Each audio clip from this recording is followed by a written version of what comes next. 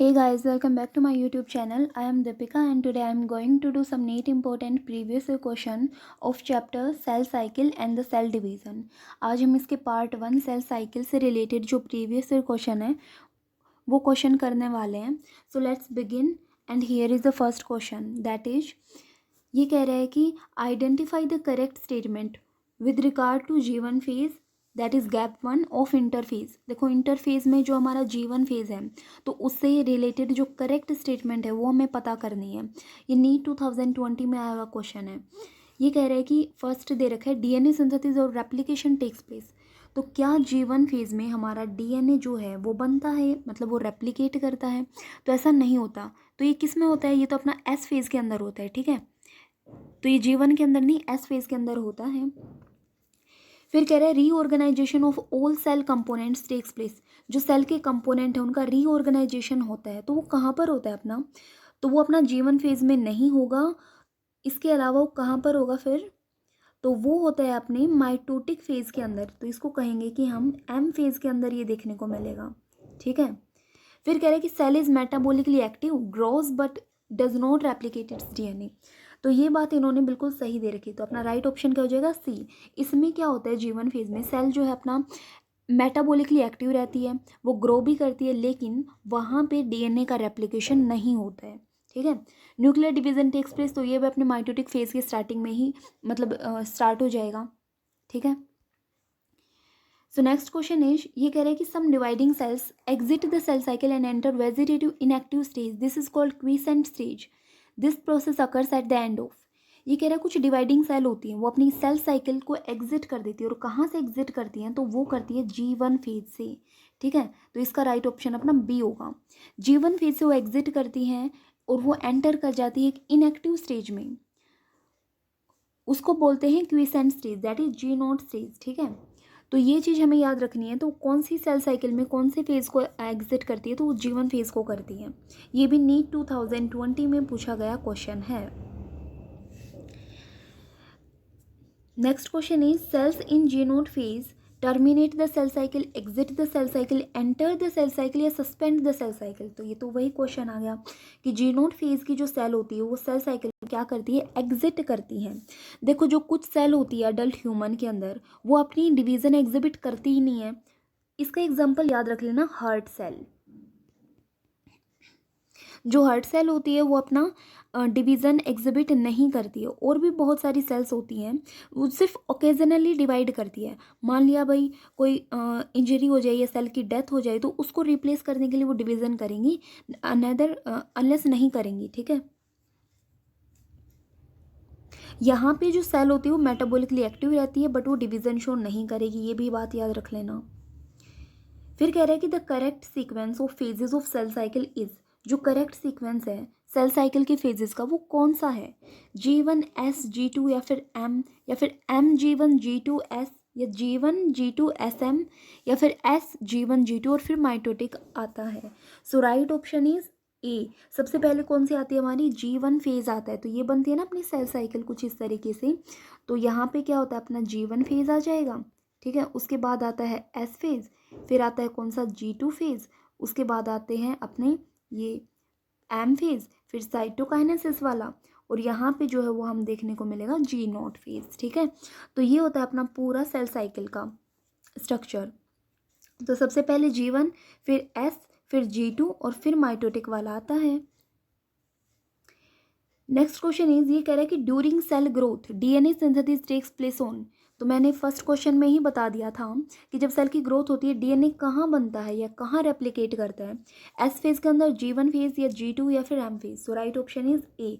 वो होता है अपना एस फेज के अंदर. एस फेज को क्या बोलते हैं हम? एस फेज को बोला जाता है सिंथेटिक फेज.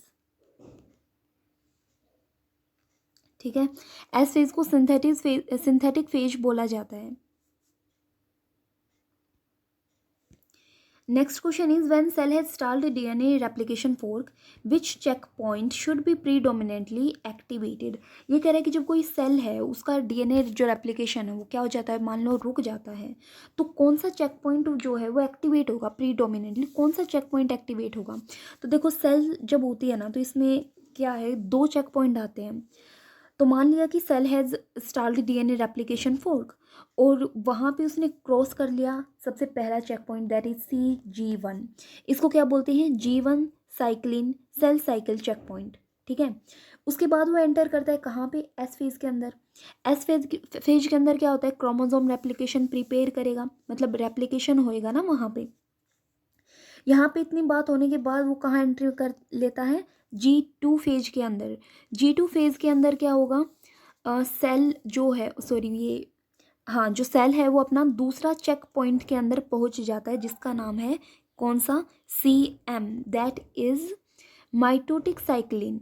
ठीक है, तो ये अपना कहाँ लाई करता है? टोटल कहाँ लाई करता है? तो G2 फेज के अंदर, और बाद में ये माइटोटिक फेज के अंदर एंट्री लेता है। तो G2 और माइटोटिक फेज के अंदर जो है अपना ये चेक पॉइंट एक्टिव होता है, CM वाला। सो राइट ऑप्शन इज B। ठीक है, तो हमें यही चेक पॉइंट देखना था कि जब डीएनए रेप्लिकेशन जो है वो रुक जाता है, तो रेप्लिकेशन तो यहाँ होगा, उसके बाद चेक पॉइंट ये वाला आएगा। तो सबसे पहले वाले चेक पॉइंट के बारे में हम यहाँ नहीं पढ़ने वाले, सेकंड वाला डिस्कस हो रहा है। और सेकंड वाला कहाँ होता है? G2 और M फेज के बीच में। सो राइट ऑप्शन इज B। फिर कह रहा है कि एक सोमेटिक सेल है, उसने जस्ट कंप्लीट किया है अपना एस फेज, मतलब सिंथेटिक फेज कंप्लीट कर लिया, as compare to gamete of the same species. Same species है तो एक होती है अपनी सोमेटिक सेल, एक होती है अपनी गैमेट सेल। तो सोमेटिक सेल उसने अपना क्या कर दिया? एस फेज कंप्लीट कर दिया। तो पढ़ते हैं इसके बारे में। देखो क्या होता है, सबसे पहले पढ़ते हैं सोमेटिक सेल या डिप्लॉइड सेल के बारे में। तो मान लिया कि ये हमारी जो है वो सोमेटिक सेल है।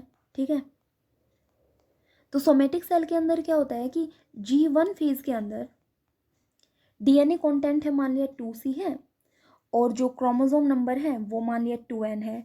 ठीक है, जबकि haploid cell that is gamete, gamete क्या होती है? हैप्लोइड सेल होती है ना। तो हैप्लोइड सेल के अंदर क्या है अपना? G1 के ही अंदर, तो इसमें मान लिया हमने हैप्लोइड सेल के अंदर जो डीएनए कंटेंट है वो है 1C, और जो अपना क्रोमोसोम नंबर है वो है ओनली N। तो एस फेज, फिर बाद में ये कहाँ पहुँचते हैं? एस फेज के अंदर। तो एस फेज में क्या हो जाएगा अपना? रेप्लिकेशन ऑफ डीएनए होएगा, तो अमाउंट जो है डीएनए का वो डबल हो जाएगा। तो ये हो जाएगा सोमेटिक सेल के अंदर 4C, लेकिन क्रोमोसोम नंबर उतना ही रहता है, ये चीज़ याद रख लेना। ठीक है, तो 4C डीएनए कंटेंट रहेगा, बट क्रोमोसोम नंबर उतना ही रहेगा, दैट इज 2N। जबकि गैमेट सेल के अंदर ये क्या होता है? 1C ही रहता है एस फेज के अंदर डीएनए कंटेंट, और क्रोमोसोम नंबर जो है वो क्या रहेगा अपना? सेम, और डीएनए कंटेंट भी 1C रहता है। तो यही डिफरेंस है इनके बीच में। तो अपना राइट ऑप्शन यही हो जाएगा कि नंबर ऑफ क्रोमोसोम जो है वो क्या हो जाएंगे? Twice and 4 times the amount of DNA, sorry, number of chromosome जो है वो हो जाएंगे ट्वाइस। और ये सबसे पहले वाला जो है वो किस चीज़ के बारे में है? डीएनए कंटेंट, और इसका जो है वो 4 टाइम देखने को मिलेगा हमें। तो ये थोड़ा ध्यान रखना है कि क्रोमोसोम नंबर दैट इज ये था, इसमें गैमेट में N था, तो ये हो जाएगा 2N इन सोमेटिक। ठीक है, और 1C था क्रोमोसोम नंबर, 2N हो जाएगा, और जो अपना डीएनए का अमाउंट है जो कि 1C था वो 4C हो जाएगा, ये थोड़ा याद रख लेना। So right option is A। So next question is, ये कह रहा है कि during which phase of cell cycle amount of DNA in a cell remains at 4C level if the initial amount is denoted as 2C। तो कौन से अपने phase के अंदर जो डीएनए का अमाउंट है वो 4C होएगा, जबकि इनिशियल जो है 2C है। तो देखो इनिशियल 2C था, तो सेल जो है वो कहाँ कहाँ एंट्री लेता है? सबसे पहले G1 के अंदर, फिर जाएगा S के अंदर, फिर जाएगा G2 के अंदर, और फिर जाएगा अपना M के अंदर। तो G1 फेज के अंदर मान लिया कि 2C था, ठीक है, लेवल। एस फेज के अंदर डीएनए जो है डबल हो जाता है, दैट इज 4C हो जाएगा। तो G2 जो सेकेंड ग्रोथ फेज है वहाँ भी तो 4C जाएगा। ठीक है, और एम फेज के अंदर एंट्री लेते ही वो वापस से माइटोटिक फेज के दौरान 2N रिगेन कर लेता है। तो किसके अंदर हमारा एज इट इज़ रहता है, सेम लेवल रहता है, तो वो सेकेंड ग्रोथ फेज के अंदर रहता है, दैट इज G2 साइकिल। ठीक है, so right option is only C, मतलब ओनली Z2। ठीक है, नेक्स्ट क्वेश्चन इज, ये कह रहा है कि In in S phase of cell cycle, amount of DNA doubles in each cell, amount of DNA remains same in each cell, chromosome number is increased, amount of DNA is reduced to half in each cell. So right option is A.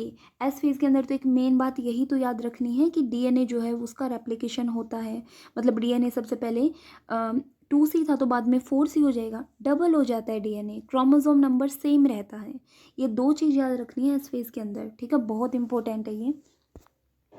सो इस video में आज के लिए इतना ही। अब next question करेंगे, अगले 2 part और बनेंगे शायद इसके। So thanks for watching guys, and if you like my video then also subscribe my channel.